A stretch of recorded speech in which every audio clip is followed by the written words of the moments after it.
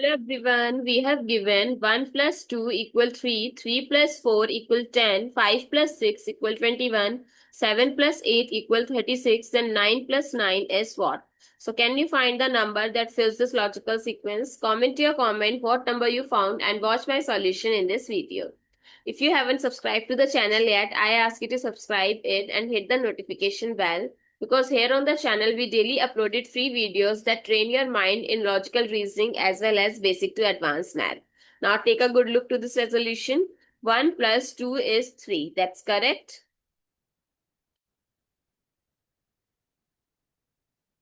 3 plus 4 is 7, not 10. But how can we reach at 10? By adding the answer of the above case. So 7 plus 3 is 10. Similarly, 5 plus 6 is 11. And 11 plus answer of the above one is 10 is 21.